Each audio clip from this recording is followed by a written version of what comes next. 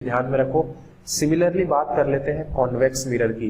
तो convex mirror में भी वही है यार, वो कन्वर्ज कहाँ पे कर रहे हैं, वो फोकस के अलोंग ही क्या कर रहे हैं, वो जैसे यहाँ पर क्या कर रहा है कन्वर्ज मिरर, कन्वेक्स मिरर का काम क्या है, जैसे कॉनकेव मिरर में क्या होता था कि वो जो भी आता था, जो भी लाइंस आपके आते थे वो प्रिंसिपल एक्सिस के पैरेलल वाले फोकस के अलोंग कन्वर्ज करते थे। This reflected ray has been converged. But convex mirror में क्या होता है कि ये जो भी रेज आते हैं they actually get diverge, but diverge भी वो फोकस के अलोंग ही होते हैं।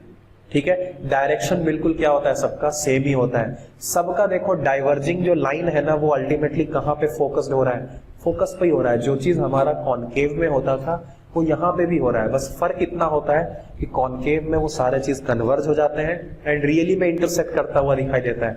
यहाँ पर क्या है, जितने भी रेज हैं सब के सब क्या हो रहे हैं, आपके डाइवर्ज हो रहे हैं और अल्टीमेटली इनका जो इफेक्ट आपको देखने को मिलेगा वो कहाँ पे मिलेगा, एक वर्चुअली इमेज देखने को मिलेगा, मिरर के अंदर आपको देखने को मिलेगा। ठीक है, कॉन्वेक्स मिरर के देखो कई एक और ऑब्जेक्ट आ रहा है, फोकस के अलोंग क्या कर गया, वो डाइवर्ज हो गया। उसके बाद एक और आ गया जो कहाँ हुआ, वो कहीं पे देखो वो फोकस के अलोंग ही लाइन पास करवा रहा था। ये जो लाइन था ना ये फोकस के अलोंग ही हमने सोचा था, तो जो फोकस के अलोंग रे लेकर आ रहे हो वो अल्टीमेटली किसके पैरेलल हो जाएगा सर, वो प्रिंसिपल एक्सिस के ही क्या हो जाएगा, पैरेलल हो जाएगा। ठीक है, तो देखो वो उसके पैरेलल हो गया और अल्टीमेटली अब आपको दिख रहा है कि सर जो दोनों रे है ना वो दोनों क्या दिख रहे हैं आपको, ये दोनों के दोनों सर हमको डाइवर्जिंग नेचर के दिख रहे हैं। तो डाइवर्ज हो रहा है तो देखो इस डायरेक्शन में तो कभी भी दोनों इंटरसेक्ट नहीं करने वाले, इसलिए जब अपना आंख लेकर आओगे, ठीक है, एक और लाइन ड्रॉ कर लो, कोई दिक्कत नहीं है, तीनों को देख लो, इस वाले को, इस वाले को, इस वाले को, क्या कभी ये आपस में इंटरसेक्ट करेंगे क्या इस डायरेक्शन में, कभी नहीं करेंगे। ठीक है, सो आप जब अपना आंख लेकर आओगे तो व्हाट विल हैपन, आप तीनों को क्या करोगे, एक जगह आप सोचने का एक इल्यूजन क्रिएट करोगे मिरर के अंदर और आपको ऐसा फील होगा कि यार तीनों के तीनों एक ऐसे पॉइंट पे क्या कर रहे हैं, इंटरसेक्ट कर रहे हैं। तो ये जो आपका अल्टीमेटली इमेज फॉर्म करने वाला है कॉन्वेक्स मिरर में, वो फोकस और पोल के बीच में ही फॉर्म करने वाला है और आपके ऑब्जेक्ट के अपोजिट साइड, मतलब अगर आप इसको पॉजिटिव डायरेक्शन मानते हो तो आपका जो इमेज फॉर्म करेगा वो नेगेटिव डायरेक्शन में करेगा। आपकी इच्छा है आप किसको पॉजिटिव मानते हो, आप अगर इसको नेगेटिव मानते हो तो आपका जो इमेज फॉर्म करेगा वो पॉजिटिव डायरेक्शन में। बस हमेशा ध्यान में रखना कि थ्रू आउट द क्वेश्चन इस डायरेक्शन को नेगेटिव ही लेना सारे डिस्टेंसेस को और इस डायरेक्शन के सारे डिस्टेंसेस को पॉजिटिव ही रखना, आंसर में कोई चेंज नहीं आएगा। ठीक है, तो हमेशा कॉन्वेक्स मिरर में अगर कोई ऑब्जेक्ट फाइनाइट डिस्टेंस पे है तो उसका ऑब्जेक्ट वर्चुअली फॉर्म करता है, छोटा सा फॉर्म करता है और ठीक है, क्योंकि इस छोटा सा कैसे फॉर्म करता है, नॉर्मली देखो अब पीछे कोई ट्रक है, ट्रक कितना बड़ा होता है बट उसका इमेज आपको मिरर में दिख जाता है, नहीं दिख जाता है, मिरर तो छोटा सा होता है ना, फिर भी उस मिरर के अंदर आपको ट्रक का इमेज दिख जाता है। This means that truck has, the image of that truck has been diminished. तो ये चीज समझना पड़ेगा आपको, तो ये चीज ध्यान में रखिए। तो देखो ये हो गया आपका डिस्टेंस ऑफ ऑब्जेक्ट डीओ।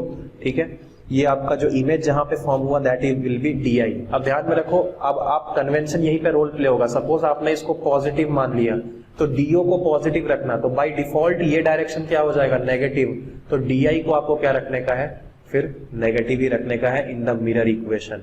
ठीक है, अब वैसे ही है ना, प्रिंसिपल एक्सिस के ऊपर नीचे भी आपके ऊपर है, ऊपर वाले को आप पॉजिटिव मान लो, नीचे वाले को नेगेटिव मान लो, तो ये हो जाएगा एच ऑफ इमेज और ये ऊपर वाला भी क्या हो जाएगा, एच ऑफ ऑब्जेक्ट। तो ये सारी चीजें भी क्या करनी है आपको, वही मैग्निफिकेशन में भी वही कंसिडरेशन लेने का है। और फोकल लेंथ, क्योंकि देखो कॉन्वेक्स मिरर ऐसा होता है, पेंट इधर से होता है, तो ऐसा कर्वेचर तब बनेगा जब आप अपना कंपास यहाँ पे रखोगे।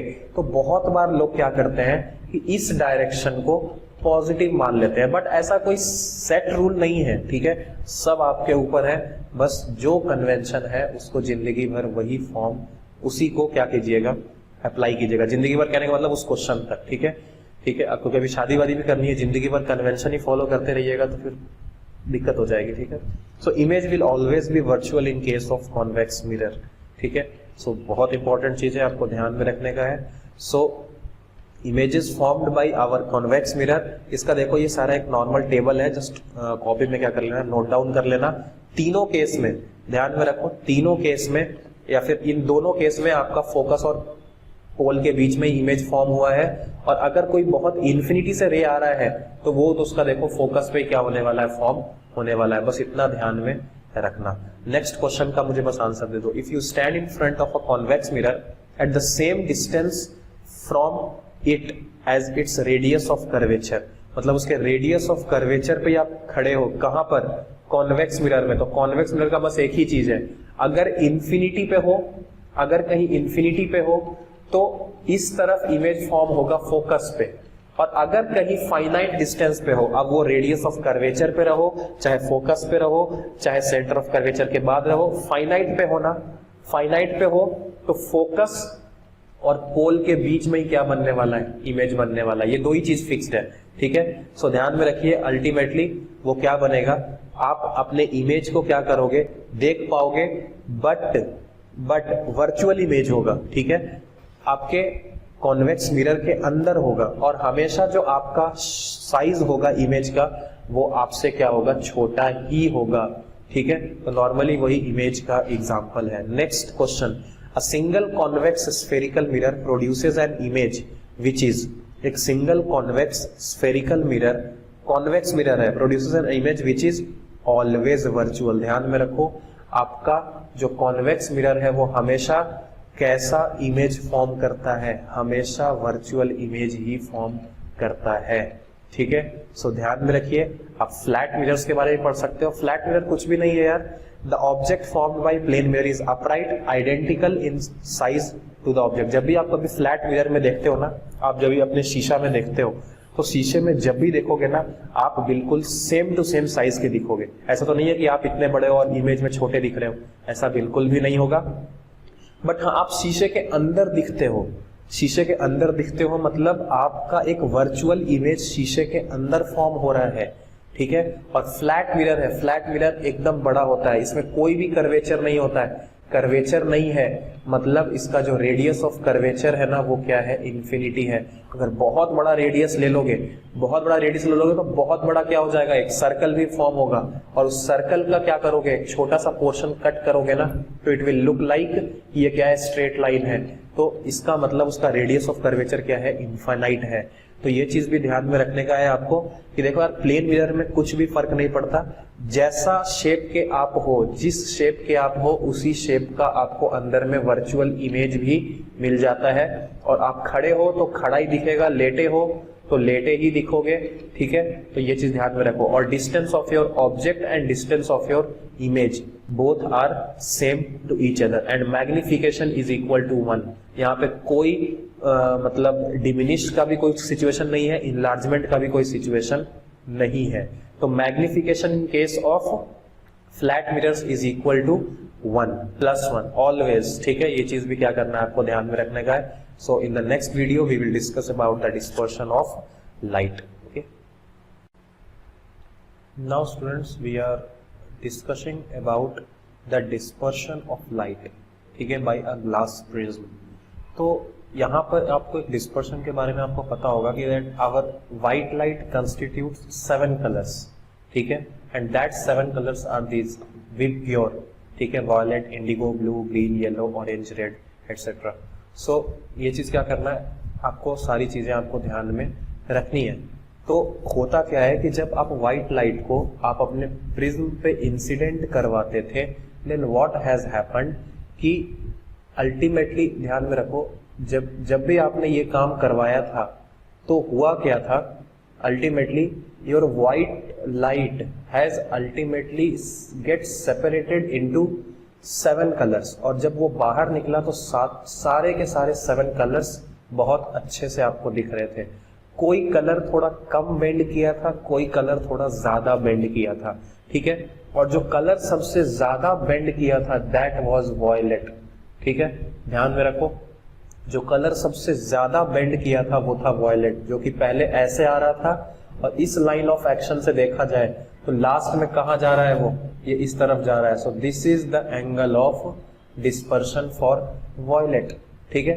बट वहीं पे अगर हम इनिशियली अगर इसको और हम रेड को क्या करें ध्यान में रखें, सो दैट इज एक्चुअली थीटा, ठीक है। रेड का देखो एंगल ऑफ डिस्पर्शन कम है।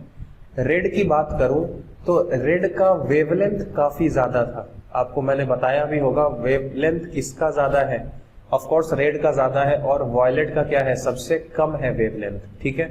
जिसकी वेवलेंथ कम उसकी फ्रीक्वेंसी ज्यादा, जिसकी वेवलेंथ कम उसकी फ्रीक्वेंसी ज्यादा, तो फ्रीक्वेंसी सबसे ज्यादा किसकी होगी, वॉयलेट की। ध्यान में रखो वॉयलेट का खुद का जो वेवलेंथ है वो कितना है, 4 या फिर 0.4 आप बोल सकते हो माइक्रोमीटर, ठीक है, या फिर 400 नैनोमीटर। तो आप इस चीज को ध्यान में रखो, अगर आप बोल रहे हो ना कि इट इज 400 नैनोमीटर, तो इसका जो फ्रीक्वेंसी होगा ना वो रेड के करस्पॉन्डिंग आप वैल्यू याद रखो। रेड का कितना होता है सर 700 नैनोमीटर, तो इसका जो फ्रीक्वेंसी है ना वो ध्यान में रखो 700 टेराहर्ट्ज। टेरा का मतलब कितना होता था 10 to the power 12, ठीक है। सो आपको बस वैल्यू याद रखने की है। जैसे वेवलेंथ रेड का कितना होता है सर 700 नैनोमीटर, इसका कितना होता है सर, इसका होता है 400 नैनोमीटर। बस आपको क्या करना है, उल्टा तरीके से याद रखना है। उल्टे तरीके से याद रखना है कि अगर फ्रीक्वेंसी कोई पूछ ले कि उसकी फ्रीक्वेंसी कितनी होती है, तो इसका 700 क्या करो इधर लेकर आ जाओ, तो इसकी फ्रीक्वेंसी हो जाएगी 700।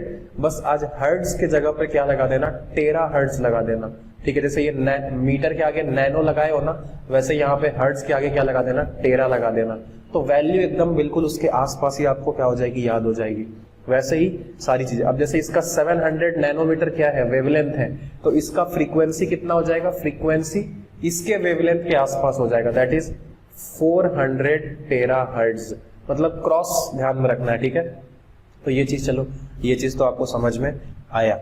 तो और इसी चीज से ध्यान में रखो, क्योंकि हमारा व्हाइट लाइट किससे कंस्टिट्यूट करता है, 7 कलर्स से क्या करता है, कंस्टिट्यूट करता है, तो डिस्पर्शन हुआ। अब सर इसमें वॉयलेट का ही ज्यादा क्यों हुआ, इसको समझना बहुत इंपॉर्टेंट है। तो देखो वॉयलेट का ही क्यों हुआ वो चीज मैं भी आपको बताता हूं। देखो मैंने आपको बहुत पहले वेव्स के बारे में बताया था कि देखो यार, अगर कोई ऐसा वेव्स है, अगर कोई ऐसा वेव है जो कि लंबा लंबा ट्रेवल कर रहा है, लंबा लंबा ट्रेवल कर रहा है, तो व्हाट विल हैपन कि अगर कोई ऐसे एक दीवार है, अगर कोई ऐसे दीवार है यहाँ पर, तो व्हाट विल हैपन, उस दीवार पे अल्टीमेटली क्या होने वाला है, वो आराम से क्या करेगा, जाके स्ट्राइक करेगा। ये जो कुछ भी वेव है, ये ध्यान में रखो, ये जो भी वेव है ना, ये आराम से जाके क्या करेगा, उस पर स्ट्राइक करेगा। लाइक कि एक बार में, जैसे यहां से स्ट्राइक किया तो एक बार में इतना वेव स्ट्राइक किया, फिर इतना वेवलेंथ का एक बार में स्ट्राइक किया। बट अगर मान लो उसी गेट पे, ध्यान में रखो, उसी गेट पे क्या है, मान लो तुम्हारा एक दूसरा, तुम क्या कर रहे हो, एक कहां चला गया ये, एक दूसरा तुम क्या करते हो, एक बहुत हाई फ्रीक्वेंसी का वेव लेकर आते हो, एकदम ऐसे ऐसे ऐसे ऐसे ऐसे, एकदम बहुत हाई फ्रीक्वेंसी का, ध्यान में रखो बहुत हाई फ्रीक्वेंसी का।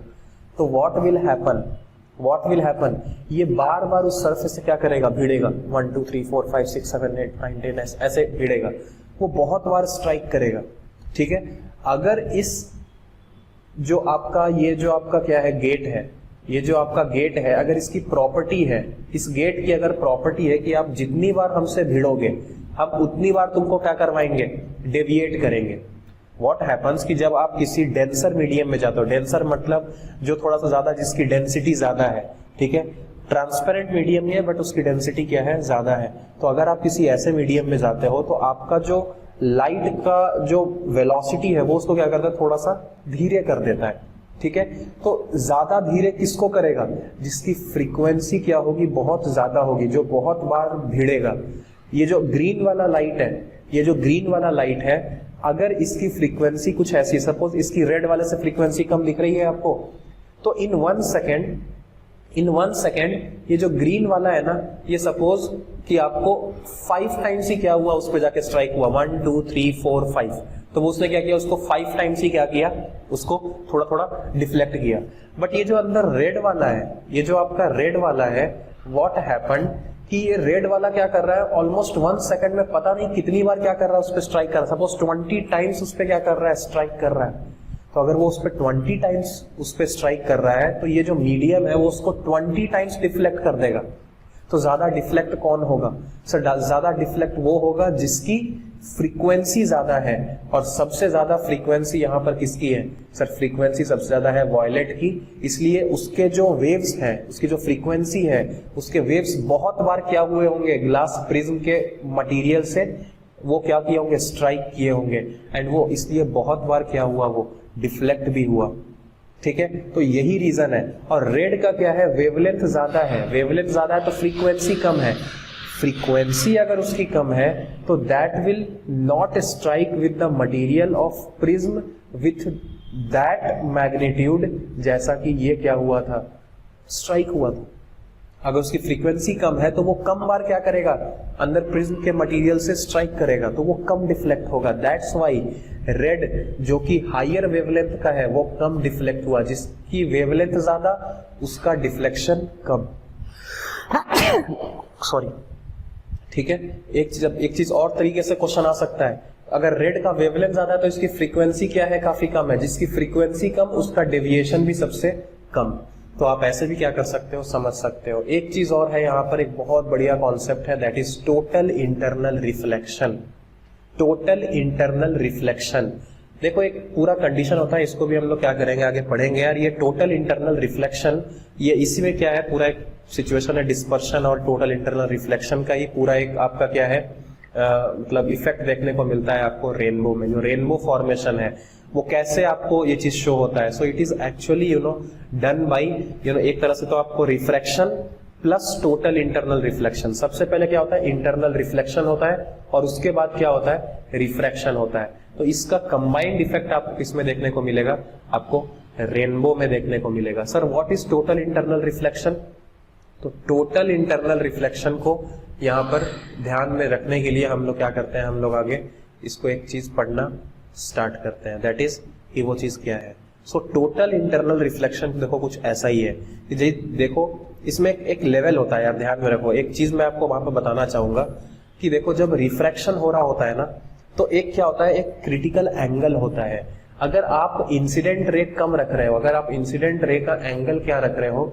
कम रख रहे हो, देन व्हाट विल हैपन कि दैट रे विल गेट रिफ्रैक्टेड। ठीक है, उसके बाद क्या होगा कि वो रिफ्रैक्शन उस पर डिपेंड करता है कि आप कैसे क्या कर रहे हो, उसको इंसिडेंट करवा रहे हो। फिर आपने क्या किया? आपने किसी एक दूसरे एंगल से, थोड़ा और ज्यादा एंगल से क्या किया? आपने उसको इंसिडेंट करवाया, तो आपको क्या दिखा कि वो जो रे है ना वो आज ऐसे रिफ्रैक्ट हो गया। और अगर आप इससे भी ज्यादा एंगल क्या कर लेते हो, अगर इससे ज्यादा एंगल क्या कर लेते हो और इंसिडेंट करवा देते हो, तो व्हाट विल हैपन, वो जो एंगल है रिफ्रैक्शन का वो और क्या हो जाएगा? इंक्रीज कर जाएगा, और वो आज रिफ्रैक्ट ना होके वो क्या हो जाएगा? अंदर ही अंदर क्या हो जाएगा? रिफ्लेक्ट हो जाएगा। So this condition is known as total internal reflection, and this angle of incidence is actually greater than critical incidence angle. So this is there is a very important thing, critical angle. तो ये critical angle का एक बहुत बढ़िया formula भी होता है कि sine theta C is equal to 1 upon mu of 2 with respect to 1। ठीक है, तो ये चीज क्या करने का है आपको? ध्यान में रखने का है। तो ध्यान में रखना आप इस चीज को। तो बट इस पे देखो न्यूमेरिकल्स में भी कराऊंगा नहीं, बस ये चीज को ध्यान में रखना, क्या पता कभी पूछ ले तो ठीक है। ठीक है, सो यही चीज है। अब यहाँ पर आपको बात आएगी, मैं यहाँ पर काफी चीजें आपको एक्सप्लेन कर देता हूँ कि वो चीज क्या है। तो वैसे ही क्या होता है, जैसे अब अपने एटमॉस्फेयर में क्या होता है? बहुत सारे वाटर ड्रॉपलेट्स होते हैं। अपने एटमॉस्फेयर में क्या होता है? बहुत सारे वाटर ड्रॉपलेट्स होते हैं। तो व्हाट हैपन्स एक्चुअली कि जब वो, इसको क्या करना पड़ेगा, थोड़ा सा जूम ही कर देते हैं। व्हाट विल हैपन कि जब वो रे आपका आता है, सॉरी बहुत कोल्ड हुआ है, सो ध्यान में रखो, जब ये रे आपको आएगा तो व्हाट विल हैपन, दिस रे विल अल्टीमेटली, सबसे पहले तो इस सरफेस की वजह से, ध्यान में रखो, इस सरफेस, ये जो वाटर ड्रॉपलेट का ये जो सरफेस है, इसके वजह से क्या होगा? सबसे पहले तो आप में डिस्पर्शन आएगा। देखो ये सब क्या हुआ? डिस्पर्शन आया। और ये जो डिस्पर्शन आया ना, ये वापिस से जहां पे जाकर ये स्ट्राइक करने वाला है, उससे जब हमने ये एंगल ऑफ इंसिडेंस देखा, ये वाला एंगल ऑफ इंसिडेंस देखा, तो हमें ये दिखा कि यार ये तो क्रिटिकल एंगल से ज्यादा है। अगर ये क्रिटिकल एंगल से ज्यादा है तो आपको फील ये होता है कि सर ये यहां से रिफ्रैक्ट कर जाना चाहिए था बाहर की तरफ, बट बिकॉज उसका वो angle of incidence critical angle से ज्यादा है, it will not refract, rather it will be totally internally reflected. वो सारे जितने डिस्पर्शन हुए थे, सारे कलर्स जिनका डिस्पर्शन हुआ था, वो अंदर ही अंदर क्या हो जाएंगे, वो टोटली इंटरनली रिफ्लेक्ट कर जाएंगे। और जब वापिस से रिफ्लेक्ट करने के बाद एक ऐसा पॉइंट आएगा जहां पर वो उनका इंसिडेंस एंगल क्रिटिकल एंगल से क्या हो जाएगा, कम हो जाएगा, then at that position they will ultimately gonna refract. और जब वो वापिस से रिफ्रैक्ट होंगे तो उनके बीच में वापिस से क्या होगा, और डिस्पर्शन होगा, और वो और भी बहुत क्लियरली क्या होंगे, सारे लाइट्स आपको दिखने स्टार्ट हो जाएंगे। और इसी के सिचुएशन को, ये जो आपको ये सिचुएशन यहाँ पे दिख रहा है, that is the only condition of rainbow formation. इसलिए ध्यान में रखना, रेनबो तब फॉर्म होता है ना जब थोड़ी थोड़ी बारिश हो जाती है। देखो धूप में बारिश होती है, धूप भी देखो सनलाइट है तभी ना, तो सनलाइट के लिए क्या होना चाहिए, धूप होना चाहिए, मतलब आफ्टरनून टाइम होना चाहिए। और आपका एटमॉस्फेयर में वाटर ड्रॉपलेट्स का कंटेंट बहुत ज्यादा होना चाहिए। ये वाटर ड्रॉपलेट का कंटेंट तब ज्यादा होगा जब रेन होता है। That's why when there is a rainy season and in the afternoon session बहुत बार आपको रेनबो फॉर्मेशन होता हुआ दिखाई देता है।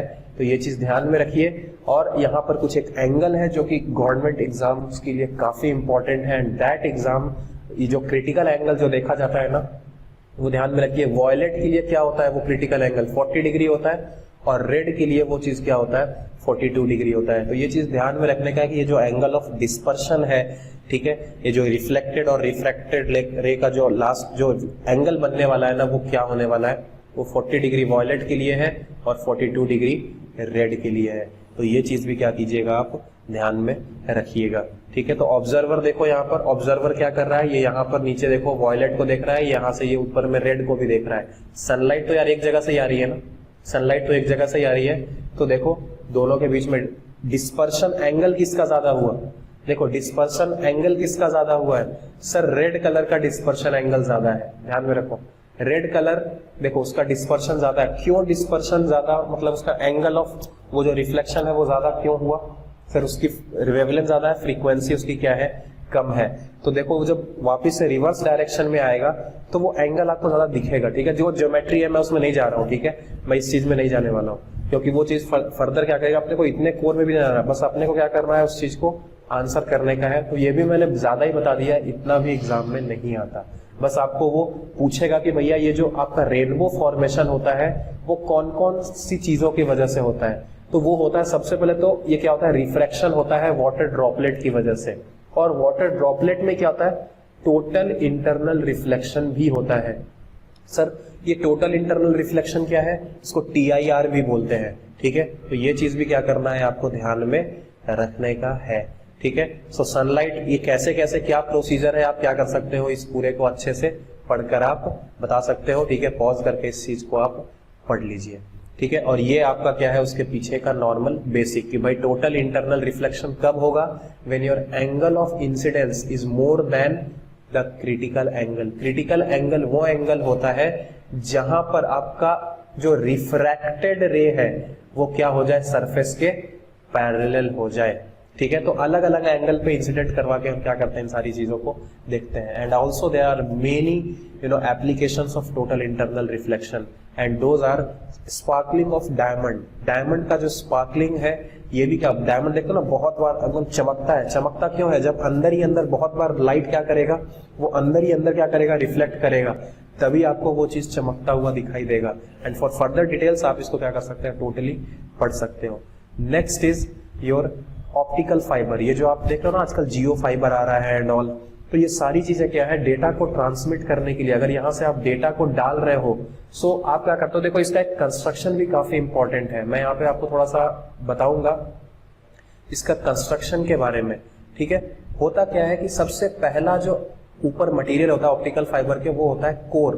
ध्यान में रखो, ये जो अंदर का जो मटेरियल व्हाइटिश टाइप का दिख रहा है ना आपको, जो हल्का सा व्हाइटिश टाइप का दिख रहा है, that is known as core, ठीक है।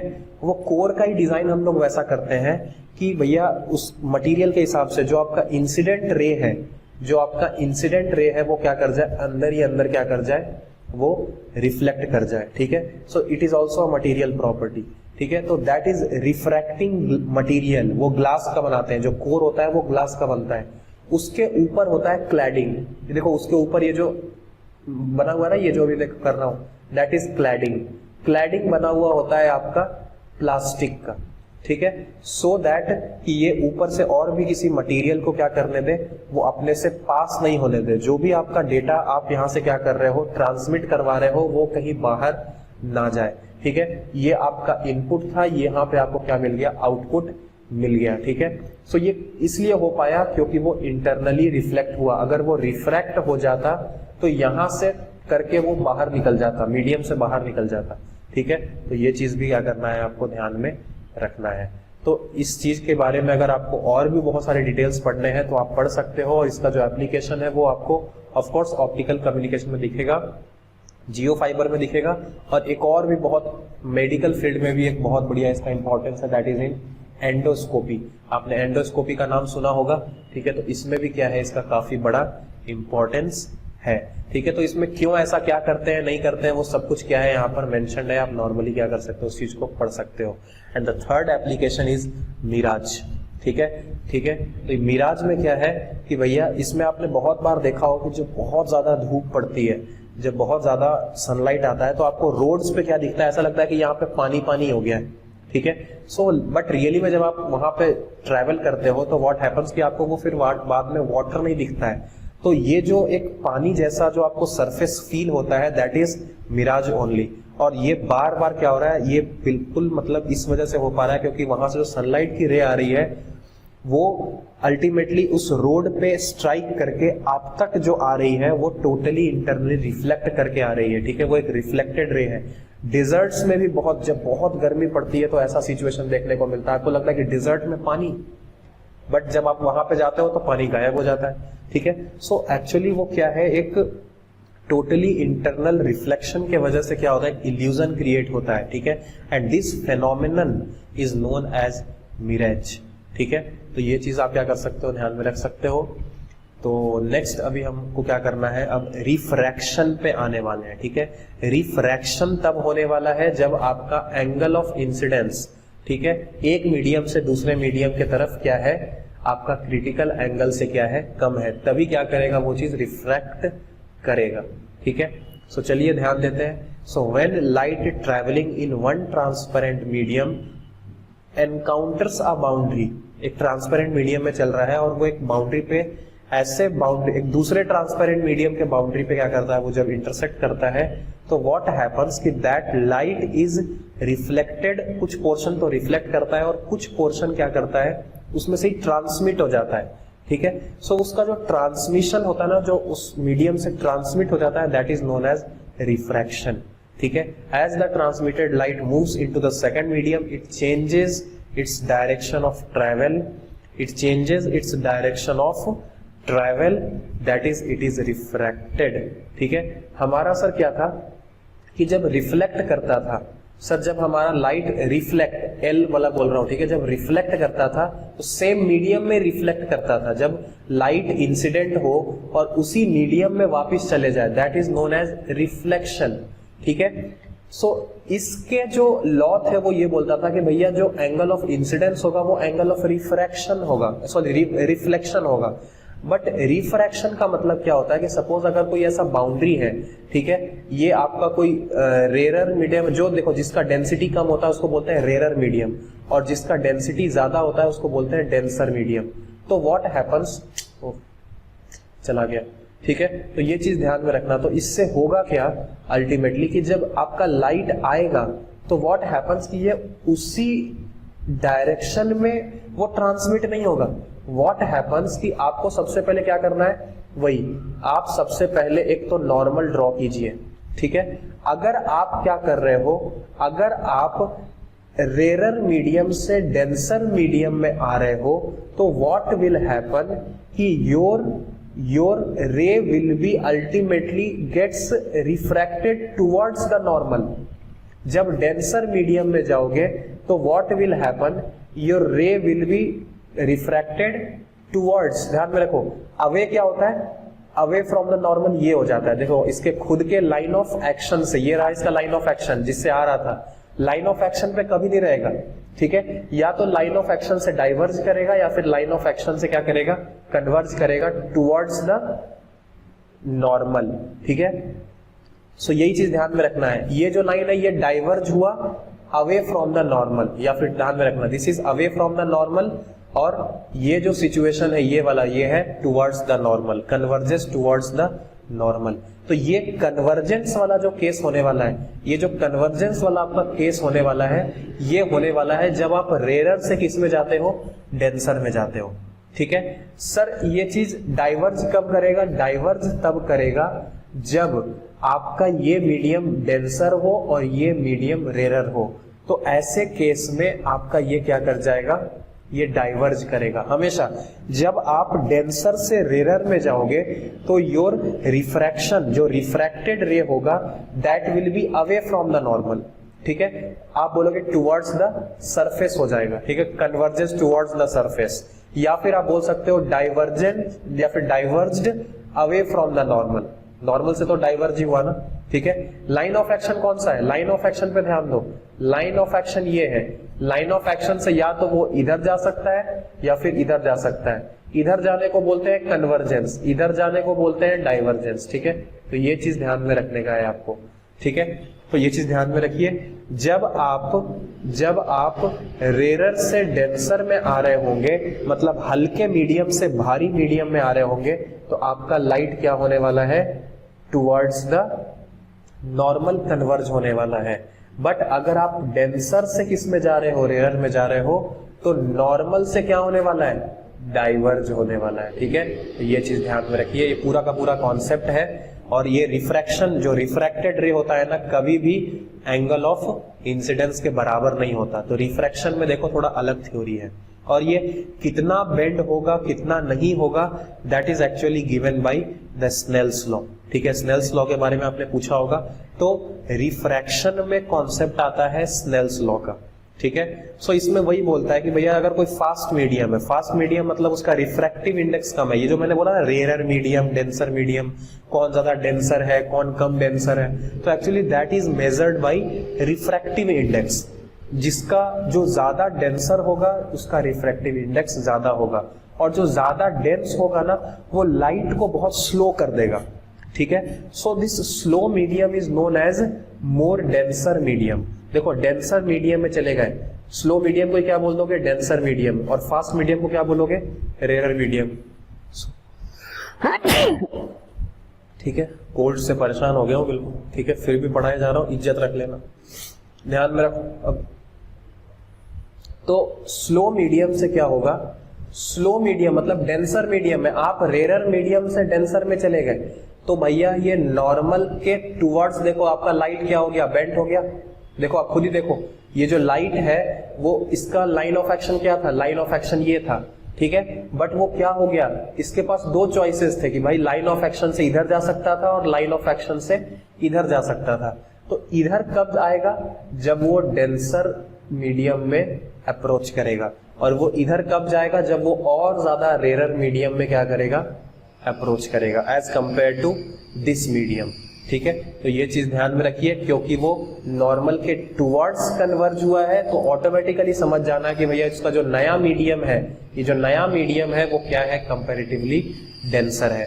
तो ये सब कुछ बताया जाता है स्नेल्स लॉ से, ठीक है। और स्नेल्स लॉ अल्टीमेटली ये चीज ध्यान में रखने का है आपको।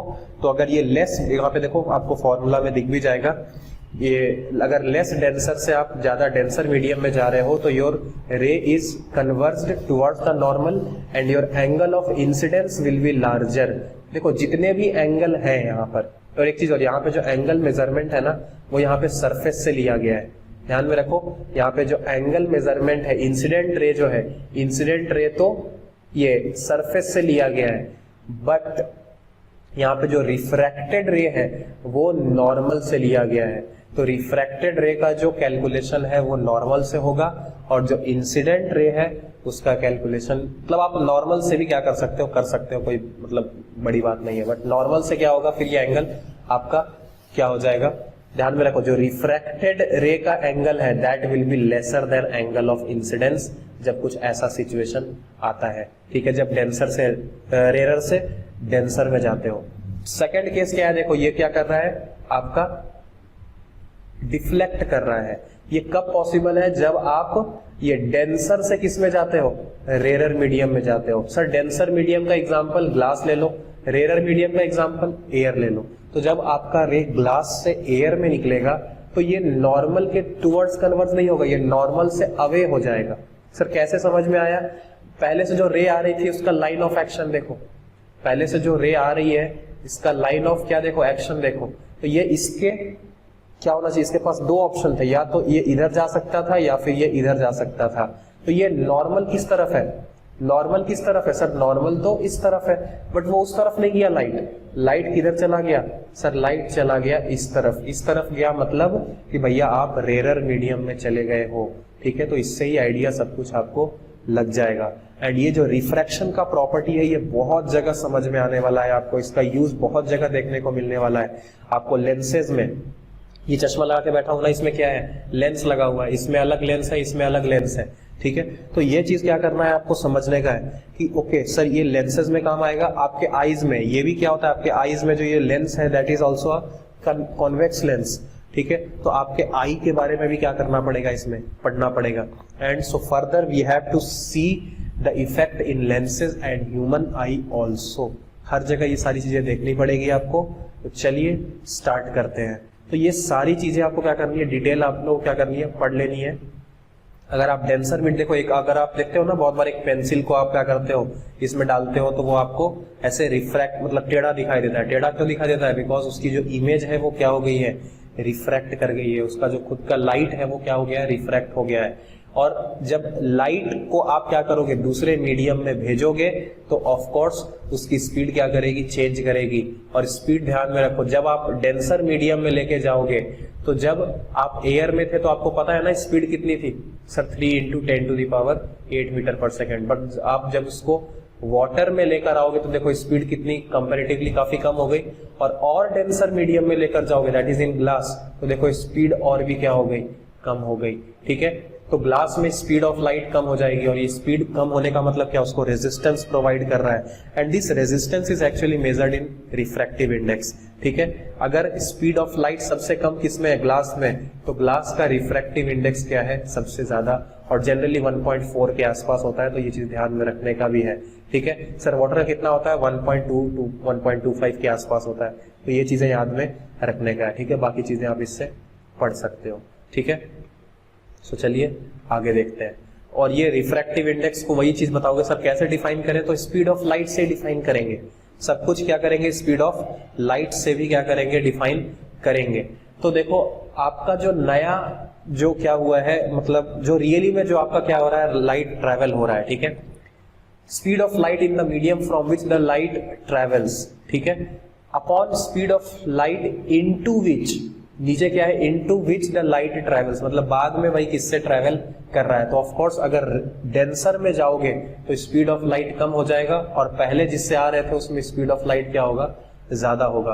तो अगर उस मीडियम का अगर आपको रिफ्रैक्टिव इंडेक्स बताना है तो ज्यादा अपॉन छोटा, the answer will be greater than 1। तो आपको समझ में आ जाएगा कि भैया अगर आपका रिफ्रैक्टिव इंडेक्स अगर ग्रेटर देन 1 है, दिस मीन्स कि आप डेंसर मीडियम है वो काफी।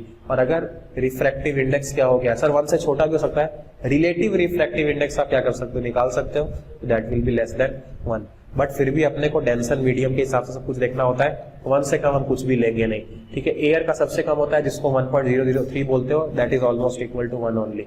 वाटर का होता है 1.33, अल्कोहल 1.36, केरोसिन 1.42, और जो ग्लासेस होते हैं 1.4 से लेकर 1.7 तक, अलग अलग टाइप के ग्लासेस आते हैं, सबका रिफ्रैक्टिव इंडेक्स अलग अलग होता है। और सबसे ज्यादा रिफ्रैक्टिव इंडेक्स किसका होता है, डायमंड का होता है, जो कि आपको यहाँ पर ध्यान में रखने का है।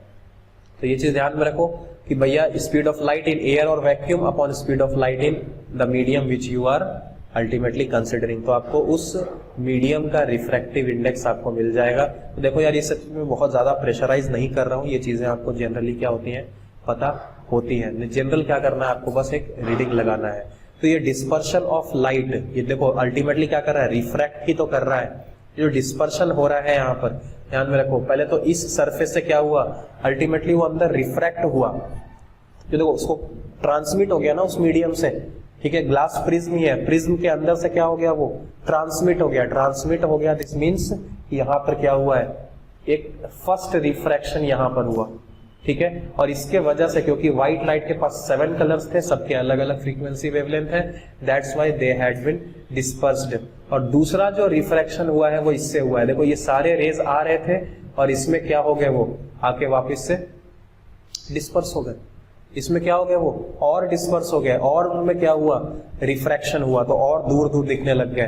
तो यहाँ पर वो देखो और चीजें क्लियरली दिखाई दे रही है, आपको दिख रहा होगा। मैं यहाँ पे थोड़ा आपको जूम कर देता हूँ, आपको आइडिया लग जाएगा कि सर रेड लाइट जो है, यहाँ पे जो आपका रेड लाइट है, ये क्या कर रहा है सर, कम डिफ्रैक्ट कर रहा है, ठीक है, कम बेंड कर रहा है।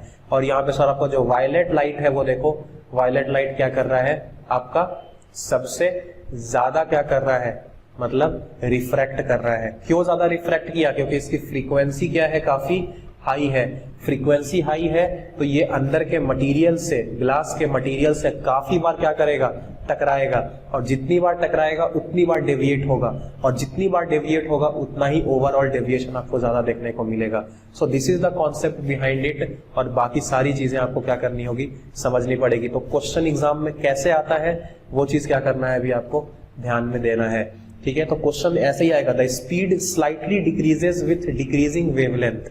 सर स्पीड किसका कम होगा, जिसका वेवलेंथ कम होगा उसका स्पीड थोड़ा सा ही क्या होगा, कम होगा। क्योंकि देखो आपको दिख भी रहा होगा कि सर रेड लाइट का क्या है, मतलब वेवलेंथ सबसे ज्यादा है, तो स्पीड ऑफ लाइट सबसे ज्यादा किस में होगा। तो देखो इस सेंटेंस से पढ़ना, क्वेश्चंस बहुत ट्रिकी आते हैं, ध्यान में रखना।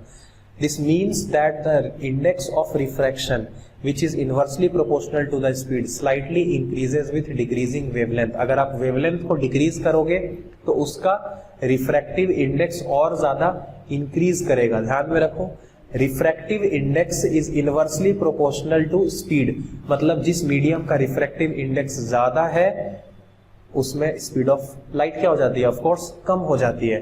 तो स्पीड ऑफ लाइट सबसे कम किस में होगी, सर सबसे कम होगी वॉयलेट में। सबसे कम किस में होगी, वॉयलेट में होगी। सबसे ज्यादा ये क्या कर रहा है, डिफ्लेक्ट कर रहा है, सबसे ज्यादा डिफ्रैक्शन इसमें ही हो रहा है, ठीक है। मतलब सबसे ज्यादा रिफ्रैक्शन इसमें ही हो रहा है, मतलब ये बहुत बार टकराया होगा तो इसकी स्पीड सबसे ज्यादा कम हो गई होगी, ठीक है। तो इन सारे कलर्स में सबसे ज्यादा स्पीड किसका होगा, सर सबसे ज्यादा स्पीड होगा रेड का, और सबसे कम स्पीड किसका होगा, वॉयलेट का। आपको साफ साफ दिख भी रहा होगा, इस इमेज से आपको दिख रहा होगा कि सर रेड लाइट क्या कर रहा है, काफी तेजी से ट्रेवल कर रहा है, और नीचे जो वॉयलेट लाइट है वो थोड़ा धीरे धीरे ट्रेवल कर रहा है। तो इसलिए मैंने देखो ये मतलब एक इमेज क्रिएट हो जाए, इसलिए देखो मैंने इस मेथड से आपको क्या कर रहा हूँ, समझा रहा हूँ। अदरवाइज आप नहीं रट पाओगे इतनी सारी चीजें, आपके दिमाग में बस देखा हुआ रहेगा, आपको समझ में आ जाएगा कि यस कौन सबसे ज्यादा रिफ्रैक्ट किया, कौन सबसे ज्यादा बेंड हुआ, तो आपको सब समझ में आ जाता है, ठीक है। तो इस चीज को ध्यान में रखने का है आपको। तो ये नॉर्मल पॉइंट है, समझने का है। यहाँ पे आपको पता है कि वेवलेंथ किसकी सबसे ज्यादा होती है, रेड लाइट की। कितनी होती है, या तो 700 नैनोमीटर बोल लो या फिर 0.7 माइक्रोमीटर। दूसरा सबसे कम वेवलेंथ किसका होता है, सर वॉयलेट का होता है। कितना वेवलेंथ होता है, 400 नैनोमीटर या फिर 0.4 माइक्रोमीटर। आप क्या कर सकते हो, उसको आप बोल सकते हो, ठीक है। यही विजिबल रेज है, यही विजिबल रेज है। तो सबसे ज्यादा रिफ्रैक्ट कौन हुआ, मिनिमम वेवलेंथ वाला। सबसे ज्यादा सबसे ज्यादा रिफ्रैक्ट कौन हुआ, मिनिमम वेवलेंथ वाला। मतलब वेवलेंथ कम करोगे तो रिफ्रैक्टिव इंडेक्स क्या करेगा, इंक्रीज करेगा। रिफ्रैक्टिव इंडेक्स अगर इंक्रीज करेगा तो वो लाइट ज्यादा क्या होगी, रिफ्रैक्ट होगी। तो कम वेवलेंथ वाला चीज ज्यादा रिफ्रैक्ट कर रहा है, दिस मीन्स कि भाई उसके लिए जो ज्यादा वेवलेंथ का रे है उसके लिए वो मीडियम ज्यादा रिफ्रैक्टिव इंडेक्स की तरह क्या करेगा, काम करेगा। यही मीडियम है, ग्लास का ही मीडियम है, ये ग्लास प्रिज्म ही है। ये क्या कर रहा है, ये ग्लास प्रिज्म इस वॉयलेट के लिए कुछ ज्यादा ही डेंसर साबित हो रहा है, लेकिन वहीं पे इस रेड वाले के लिए कम डेंसर साबित हो रहा है। तो ये वेवलेंथ पे भी डिपेंड करता है कि भैया आप कैसा लाइट ले रहे हो। उसके लिए रिफ्रैक्टिव इंडेक्स क्या होता है, हमेशा इसलिए बोला जाता है रिलेटिव होता है, ठीक है। बट अपने को उतना डीप में नहीं जाना है, मैंने फिर भी आपको एक इंफॉर्मेशन कन्वे करनी थी, वो मैंने आपको कर दी है, और ये बहुत बहुत इंपॉर्टेंट है फॉर योर गवर्नमेंट एग्जाम्स, ठीक है। सो ध्यान में रखिए, for glass the refractive index of red light is about 1% less. Of course देखो उसके लिए ऑलमोस्ट क्या होगा, जो रेड आपका जो लाइट है ना, उसके लिए रिफ्लेक्टिव इंडेक्स कंपैरेटिवली 1% क्या होगा, कम होगा as compare to the violet light. तो ये कॉन्सेप्ट भी आपको ध्यान में रखने का है, ठीक है। So in the next video we will study about the all the rules for the lens, ठीक है। सारा कुछ मिरर का ही है, बट वहां पर क्या करना है, बस आपको बीच में लेंस लगा देना है, और बाकी सारा कुछ आपको सेम स्टडी है। फटाफट आपका क्या हो जाएगा, बस एक लास्ट लेक्चर और बचा हुआ है, उसमें आपका सब कुछ कवर हो जाएगा। Okay, let's see. So talking about the rules of the formation of images by the lens, all concepts remains same. The only difference is in the case of mirror it was getting reflected, and in the case of lenses it is just getting refracted. Refracted means that ray has been transmitted from the rarer medium to the denser medium and again denser to rarer medium, ठीक है। तो सारा concept क्या है, बिल्कुल same है। यहाँ पे वही सारा चीजें हैं कि भाई जो अगर यहाँ पे पोल से क्रॉस कर रहा है तो पोल से वो का कोई डिफ्लेक्शन नहीं होगा, यहाँ पर क्या होगा, कोई भी डिफ्लेक्शन नहीं होगा। वहां पर क्या हो रहा था, जब रिफ्लेक्ट हो रहा था तो the reflected ray has been travelled through the same angle, ठीक है। So this is reflected ray and this is refracted, तो रिफ्रैक्टेड रे में कोई भी चेंजेस नहीं आएंगे, ठीक है। And similar will be the case with the concave lens also. यहाँ पर एक चीज और बताना चाहता हूं कि what is the difference between the concave lens and convex lens.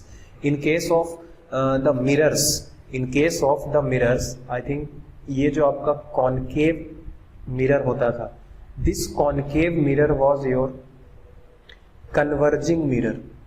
ये क्या करता था, फोकस के टुवर्ड्स कन्वर्ज होता था। और जो ये आपका था कॉन्वेक्स मिरर, इससे क्या होता था, इससे आपका जो कुछ भी यहाँ पर इसको आप बोलते थे, आप इसको बोलते थे डाइवर्जिंग मिरर, आप इसको बोलते थे डाइवर्जिंग मिरर। यहाँ पर the case is just opposite. What ever you have studied in case of mirror, यहाँ पर सेट ऑफ रूल्स को छोड़ के सारी टर्मिनोलॉजीज क्या हो जाएंगी, अपोजिट हो जाएंगी, ठीक है। यहाँ पर कॉन्वेक्स जो लेंस है वो बिल्कुल आपका ऐसा दिखेगा, और जो कॉनकेव लेंस है वो आपका ऐसा दिखेगा, ठीक है। And concave lens is actually the converging, ये कन्वर्ज करता है, और जो कॉनकेव लेंस है ये क्या करेगा, दिस विल डाइवर्ज। तो ये चीज भी क्या करना है आपको, बस इस चीज को ध्यान में रखना है कि हाँ सर ये जस्ट क्या हो गया, उसका उल्टा हो गया। और अगर आप उसको प्रिंसिपल एक्सिस से पास करवा रहे हो, तो प्रिंसिपल एक्सिस के पास करने के बाद इसमें क्या दो लेंस होंगे। देखो सर दो फोकस कैसे हो गए, हुआ कुछ ऐसा था इन केस ऑफ मिरर कि यहां पर, ये ध्यान में रखो, मिरर के केस में क्या हुआ था वो चीज ध्यान में रखो। वहां पर आपका जो कुछ भी मिरर था वो वन साइडेड क्या हुआ करता था, पेंट किया जाता था। दैट्स वाई वो लाइट इधर से उससे ट्रांसमिट नहीं होकर वो डायरेक्टली क्या करता था, उसके तरफ रिफ्लेक्ट करता था। दैट्स वाई हमारे जो काम का चीज था वो फोकस एक ही चाहिए था, ठीक है। बट यहां पर क्या हो रहा है कि यहां पर चीजें डबल है। एक सरफेस ये भी है, इस सरफेस को ड्रॉ करने के लिए आपको कंपास यहां पर रखना पड़ेगा। तो for this surface this will be the focus, and for this surface, ये जो राइट वाला सरफेस है, इस सरफेस को ऐसा कर्व ड्रॉ करने के लिए आपको कंपास यहां पे रखना पड़ेगा।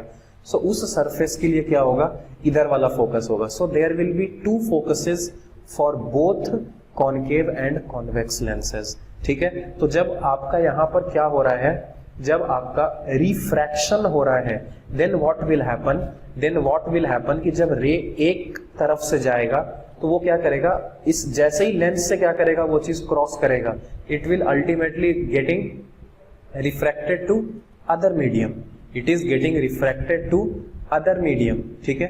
तो जब वो अदर मीडियम में जाएगा ना, तो उधर क्या हो जाएगा, वो दूसरे वाले फोकस की तरफ क्या हो जाएगा, अप्रोच हो जाएगा।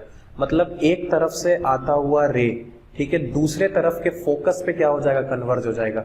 सर ये तो हमने पिछली बार भी पढ़ा था कि कोई भी रे अगर आपका क्या आ रहा हो, अगर प्रिंसिपल एक्सिस के पैरेलल आ रहा हो तो that will ultimately converged to the focus, ठीक है। बट यहां पर वो फोकस कौन सा है, यहां पर वो फोकस किसका लेना होगा, ये अपोजिट साइड के फोकस में क्या होगा, वो रिफ्रैक्ट होगा। रिफ्लेक्शन के केस में क्या था, वो खुद के फोकस की तरफ क्या हुआ था, वो रिफ्लेक्ट हो गया था, ठीक है। सो ये चीज ध्यान में रखना है, दिस इज रिफ्रैक्शन, रिफ्रैक्टेड रे, दिस इज रिफ्रैक्टेड रे, और ये वाला जो केस है ये आपका क्या है, दिस इज रिफ्लेक्टेड। तो दोनों के बीच में आपको आई थिंक डिफरेंस समझ में आ गया होगा। Similar situation will be for the concave lens also. Concave lens is a diverging lens. तो यहां से अगर प्रिंसिपल एक्सिस के पैरेलल आएगा तो वो डाइवर्ज कुछ इस हिसाब से होगा कि वो फोकस के लाइन ऑफ एक्शन, फोकस के लाइन ऑफ एक्शन के अलोंग ही क्या होगा, डाइवर्ज होगा। ध्यान में रखिए, अगर कन्वर्ज फोकस के अलोंग हो रहा है तो डाइवर्ज भी क्या होगा, फोकस के अलोंग ही होगा, उसी के लाइन ऑफ एक्शन के अलोंग ही होगा, ठीक है। तो ये चीज भी ध्यान में रखना, ये भी एक सेट ऑफ रूल्स है। सिमिलरली अगर कोई फोकस से पास कर रहा है तो फर्दर वो प्रिंसिपल एक्सिस के पैरेलल बन जाएगा, ठीक है। सिमिलरली कोई अगर ऐसा फोकस के अलोंग आ रहा है, देखो ये जो लाइन है वो फोकस के अलोंग आ रहा था, बाद में क्या हो गया, after getting refracted it has become parallel to the principal axis. तो भाई कॉनकेव लेंस हो चाहे कॉन्वेक्स लेंस हो, the thing will remains same, ठीक है। सो थिन लेंसेज की बात करते हैं तो इसमें बहुत टाइप के थिन लेंसेज होते हैं, double convex, plano convex, convex meniscus, ठीक है, double concave, plano concave, concave meniscus. तो देखो ध्यान में रखो, जो कॉनकेव है उसके लिए, जो कॉनकेव है उसके लिए अलग से क्या लिखा गया है, डाइवर्जिंग लेंस, और जो कन्वर्जिंग है उसके लिए सब में देखो कॉन्वेक्स लिखा हुआ है। That's why convex lens are your converging lenses, ठीक है। तो ये चीज ध्यान में रखने का है।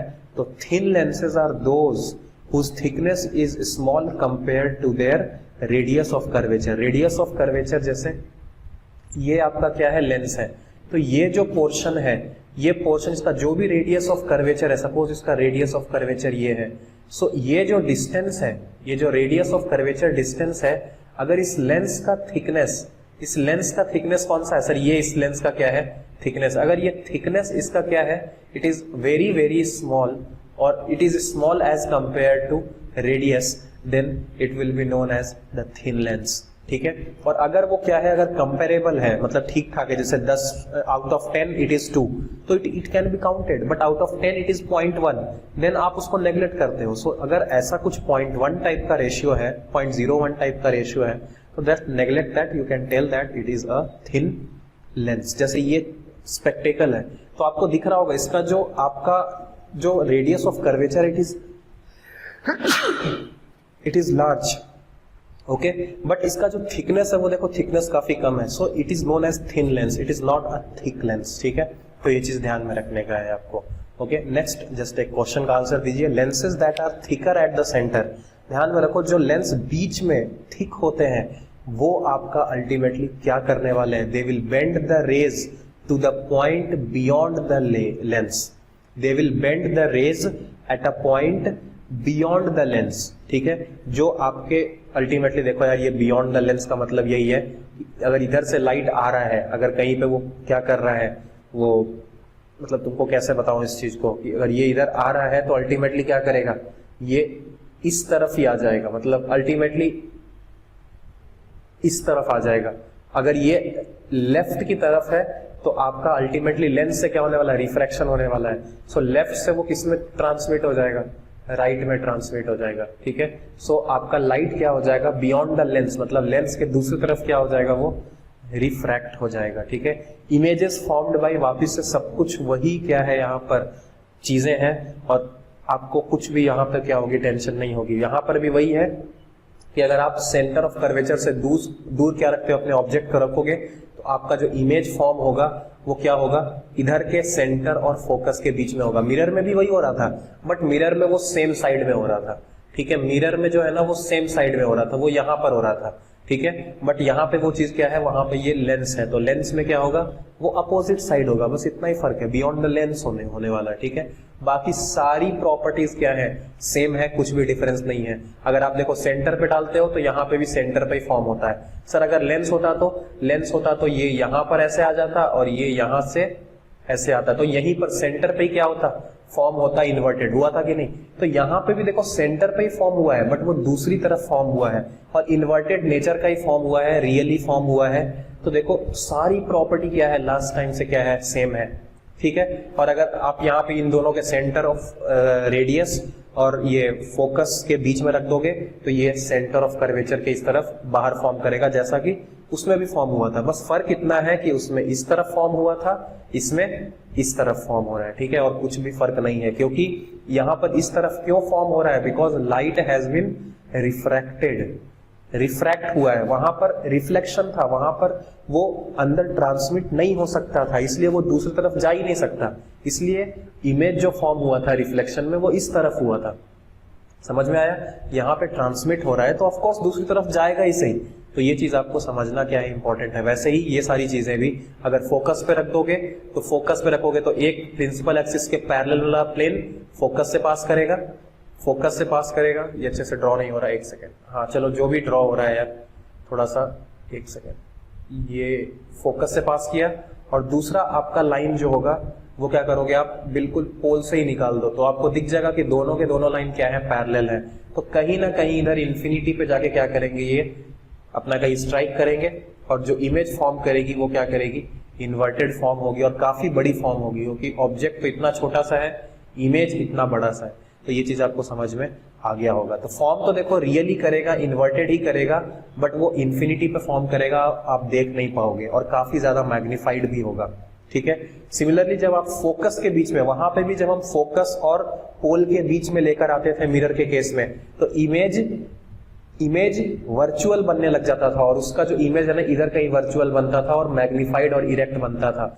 यहाँ पे जो वर्चुअल बनने वाला है वो क्या कहते हैं, देखो कुछ भी नहीं है, वहीं पे सब कुछ, कोई कुछ भी चेंजेस नहीं है। ऑब्जेक्ट यहाँ पर बीच में रख रखे हो, एक रे निकालो प्रिंसिपल एक्सिस के परपेंडिकुलर, सॉरी प्रिंसिपल एक्सिस के पैरेलल, और वो फोकस से पास करेगा। और दूसरा आपको रे निकालना है एकदम पोल से, तो आपको दिख जाएगा कि ये दोनों रेज जो हैं वो क्या कर रहे हैं, आपस में डाइवर्ज कर रहे हैं। जब डाइवर्ज कर रहे हैं तो यार इस तरफ तो ये कभी भी इंटरसेक्ट नहीं होने वाले, इसलिए जब अपना आंख यहाँ पर लेकर आओगे, जब आप यहां से अपना चेक करोगे, आंख को इधर से चेक करोगे, तो व्हाट विल हैपन कि आपको एक इल्यूजन क्रिएट होगा, इधर वाला भी इधर आके इंटरसेक्ट करेगा, ये वाला भी इधर आके इंटरसेक्ट करेगा, और यहां पर आपको फील होगा कि यार ये एक वर्चुअल इमेज क्या कर रहा है, इस लेंस के अंदर ही क्या हो रहा है, फॉर्म हो रहा है, ठीक है। आपको लेंस के अंदर ही ऐसा इमेज कुछ फॉर्म होता हुआ दिखाई देगा, ठीक है। But it is not real, it can not be projected, real images are always projected.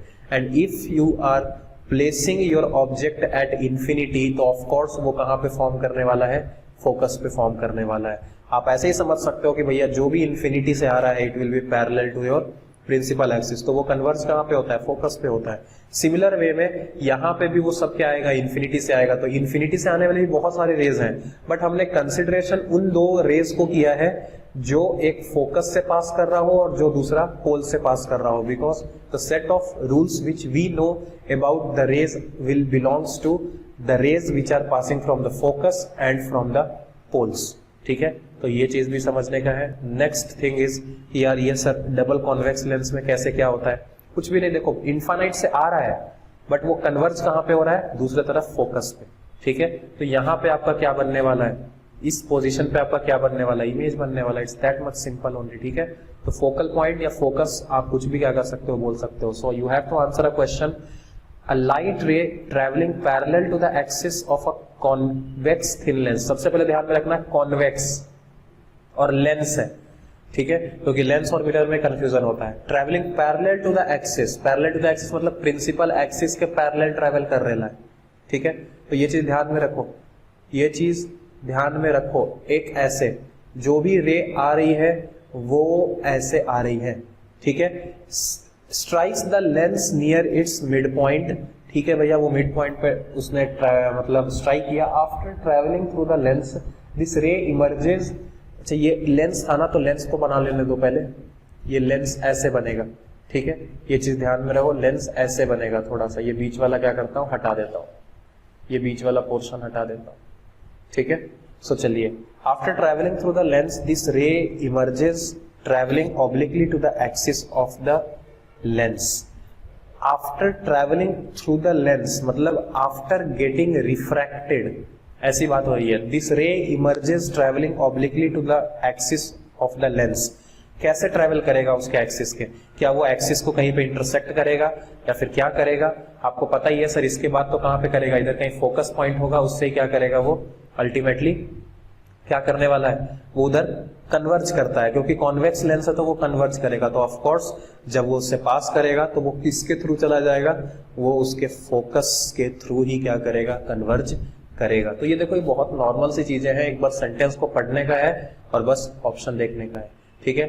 Next, इन सारी चीजों को ध्यान में रखो। अगर आप क्या करते हो, अपने ऑब्जेक्ट को कहीं पे प्लेस करते हो, ठीक है, जो कि फोकस से क्या है, दूर है, तो व्हाट विल हैपन, एक रे निकालोगे फोकस से पास करेगा, दूसरा आप फोकस से निकालोगे तो वो क्या कर जाएगा, बाद में प्रिंसिपल एक्सिस के पैरेलल हो जाएगा। अभी दिखा ना, देखो फोकस से निकाला, पहले देखो प्रिंसिपल एक्सिस के पैरेलल रखा तो फोकस से क्रॉस हुआ, अब देखो फोकस से निकाला तो प्रिंसिपल एक्सिस के पैरेलल हो गया, ठीक है। तो ये चीज ध्यान में रखने का। और तीसरा, अगर आप पोल से भी निकालना चाहते हो, अगर आप पोल से भी निकालना चाहते हो तो पोल पे किसी भी टाइप का कोई डेविएशन आपको देखने को नहीं मिलेगा, ठीक है। तो वो जैसे आया था वैसे ही क्या हो जाएगा, पास हो जाएगा, और तीनों लाइन एक जगह पे इंटरसेक्ट करेंगी।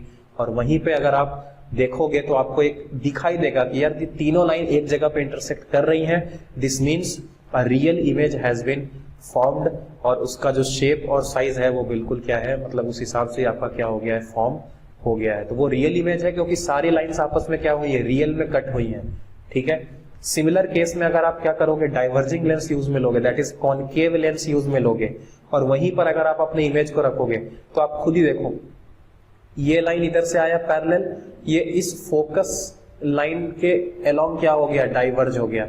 उसके बाद ये बीचों बीच आया, ध्यान में रखो, ये इधर से आया, ये इधर आके चला गया, ठीक है।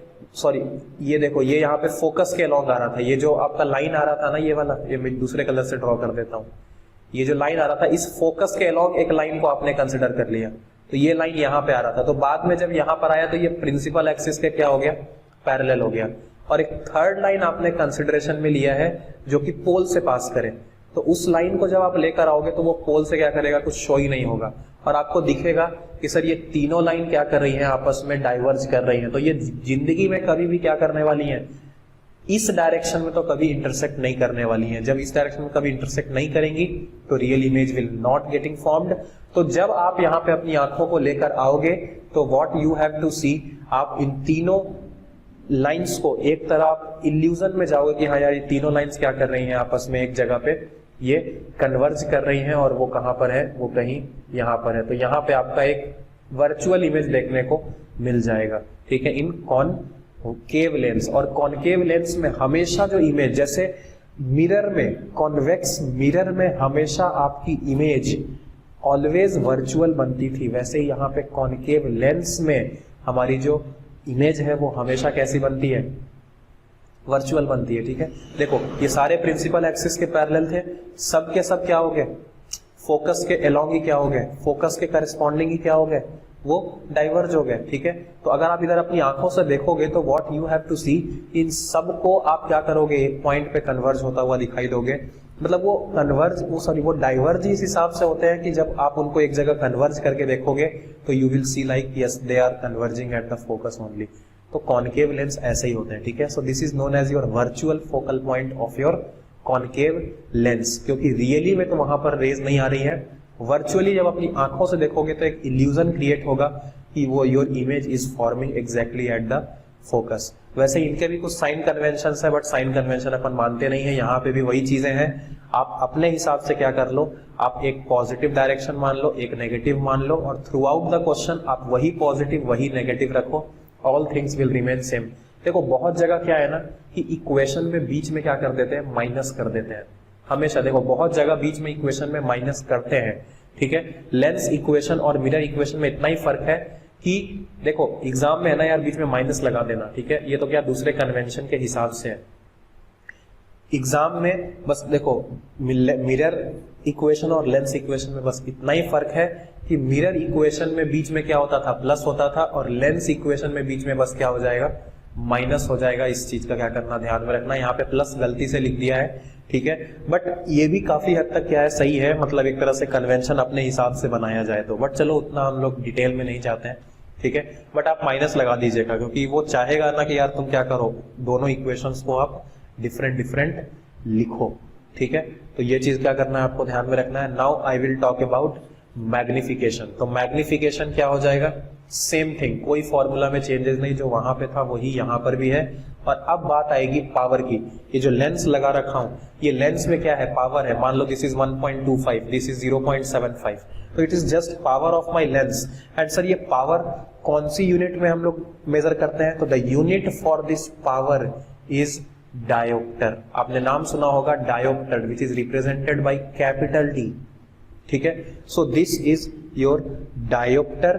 डायोप्टर में ही पावर को मेजर करते हैं, and power is nothing, it is just reverse of your focal length. और सर फोकल लेंथ क्या होता है, ये रेडियस ऑफ कर्वेचर का क्या होता है, हाफ होता है। तो अगर रेडियस ऑफ कर्वेचर दे रखा है ना उसका, तो आप बाय डिफॉल्ट क्या निकाल सकते हो, पावर निकाल सकते हो, ठीक है।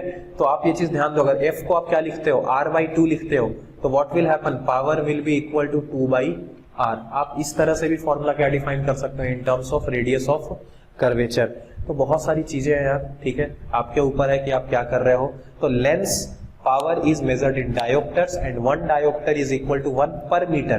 क्योंकि देखो पावर क्या है, 1 अपॉन फोकल लेंथ है, फोकल लेंथ किस में होता है, मीटर में होगा, तो 1 पर मीटर। डायोप्टर का मतलब क्या होता है, पर मीटर। ध्यान में रखिएगा, डायोप्टर का अगर आप mlt के फॉर्मेट में लिखोगे तो mlt के फॉर्मेट में m0 t0, l क्या हो जाएगा, बस बीच में -1। तो ये चीज भी ध्यान में रखने का है। सिंपली वही डबल कॉन्वेक्स लेंस में अगर आप फोकस और इसके बीच में रखते हो तो क्या सिचुएशन क्रिएट होता है, सर एक प्रिंसिपल एक्सिस के पैरेलल फोकस के थ्रू पास करेगा। दूसरा आप क्या करो, फोकस के लॉन्ग ही रे लो, बाद में क्या हो जाएगा, प्रिंसिपल एक्सिस के पैरेलल हो जाएगा। बट आपने क्या देखा कि sir both rays are diverging, so इस डायरेक्शन में तो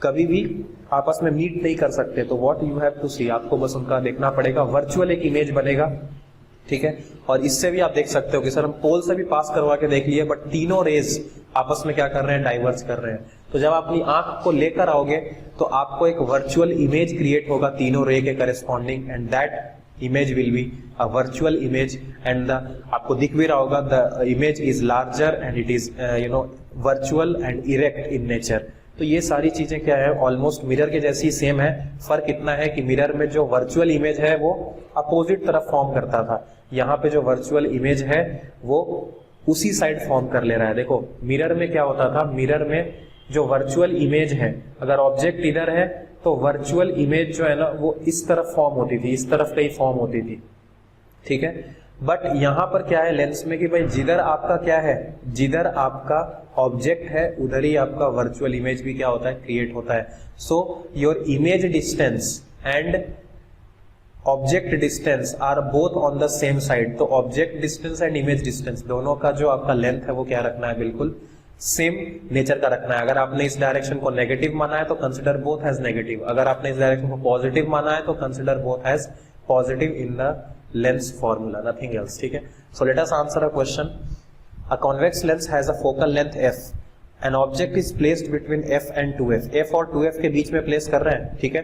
the image formed located is, तो ये तो देखो मैंने आपको बता दिया था कि अगर देखो यार ये 2f का मतलब क्या होता है, radius of curvature. Radius of curvature और फोकस के बीच में रखते हैं तो रेडियस ऑफ कर्वेचर के बाहर फॉर्म करता है, आपको पता ना, रेडियस ऑफ कर्वेचर के बाहर ऑब्जेक्ट रखते हैं तो रेडियस ऑफ कर्वेचर और फोकस के बीच में ऑब्जेक्ट मतलब आपका इमेज फॉर्म होता था। तो अगर आपने ऑब्जेक्ट को ही आपने फोकस और रेडियस ऑफ कर्वेचर के बीच में रखा है तो इमेज कहां फॉर्म होगा, beyond 2f, that is beyond radius of curvature. तो ये एट 2f नहीं हो सकता, बिटवीन 2f नहीं हो सकता, तो at a distance greater than 2f from the lens. तो it is very very easy only, ठीक है। तो ये आप क्या कर सकते हो, इस चीज को आप नॉर्मली देख भी सकते हो, आपको देखने का मन हो तो तीनों रे को आप क्या कर लो, इस चीज को करके देख लो, तो आपको आइडिया लग जाएगा कि कहां पर फॉर्म होने वाला है।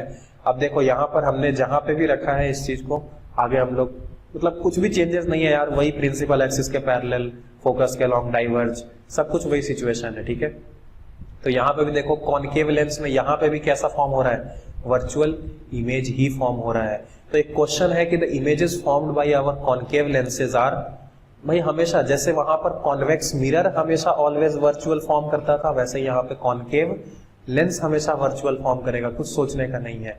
And from here only we have to see the defects of the eyes, ठीक है। So there are two type of defects in our eyes, one is short sightedness and another one is long sightedness. Your short sightedness is known as myopia and long sightedness is known as hypermetropia. तो what happens in case of myopia, I could tell you कि ये हमारा होता है retina.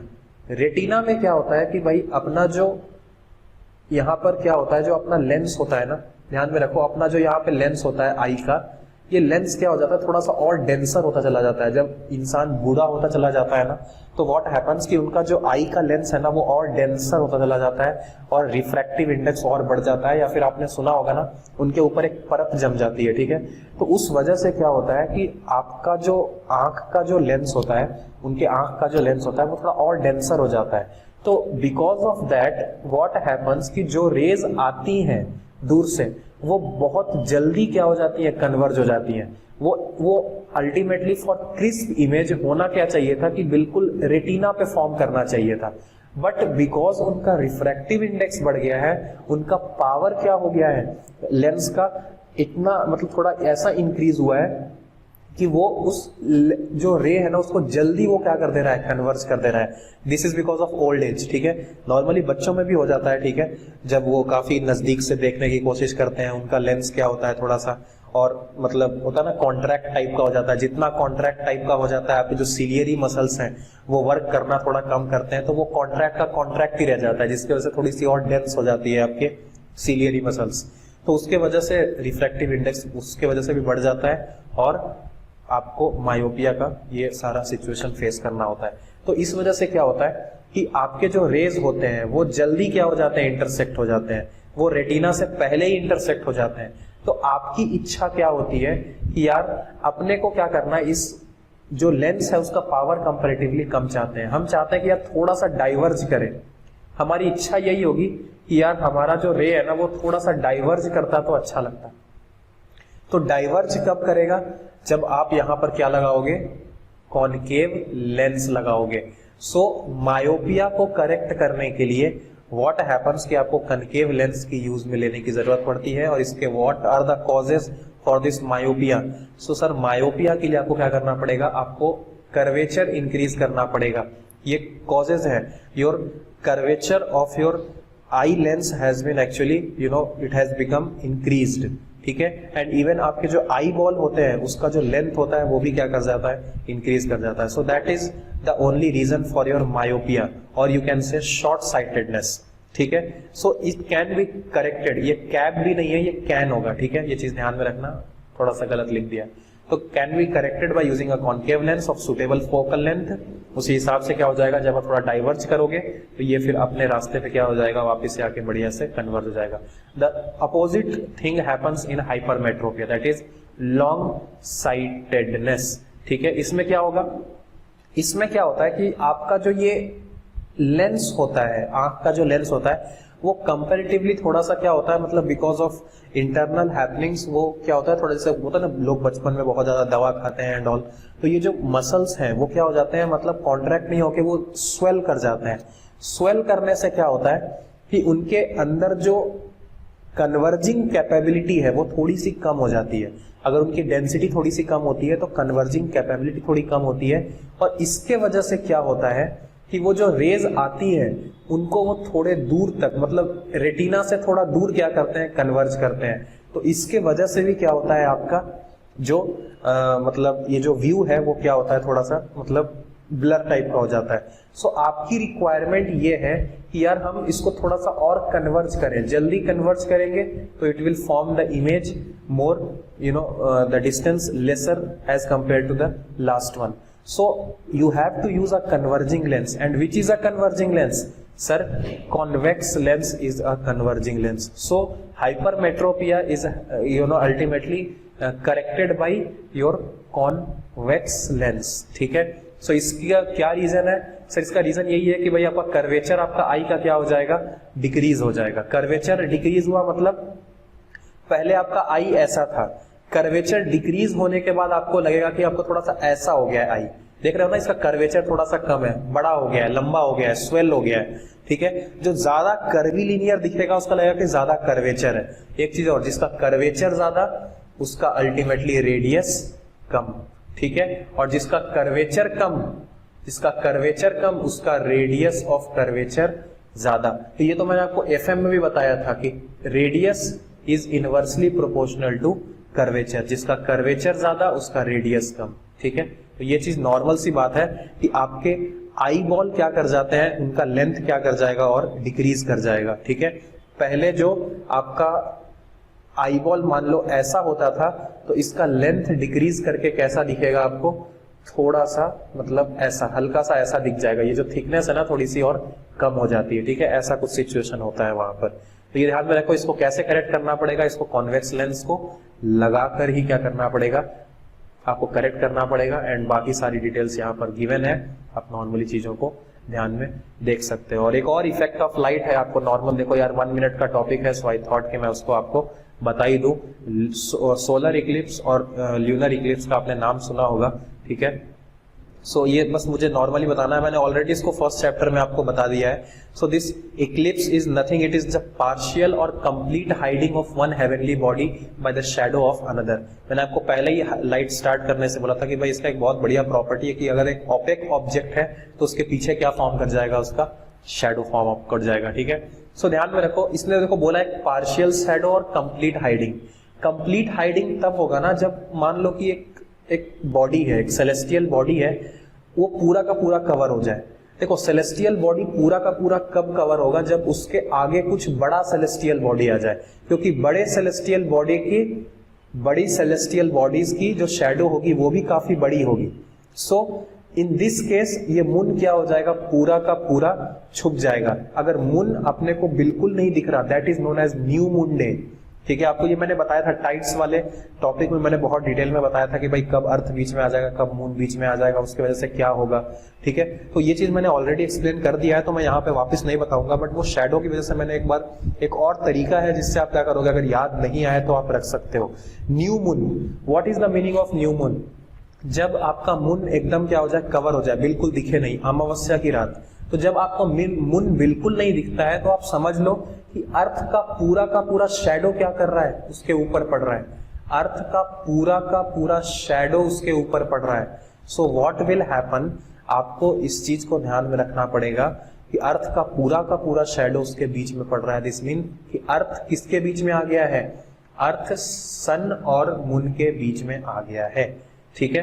तो ये चीज ध्यान में रखने का है। और सोलर इक्लिप्स को आपको पता ही है, अगर अर्थ के किसी एक पर्टिकुलर रीजन में अगर पूरा अंधेरा जैसा हो जाता है, जैसे इस बार 2020 में सोलर इक्लिप्स हुआ था, तो देखे थे ना इन द आफ्टरनून टाइम ओनली काफी ज्यादा अंधेरा टाइप का हो गया था, and that was only the solar Eclipse. तो उससे क्या होता है, एक पर्टिकुलर रीजन में क्या होता है, शैडो आता है मून का।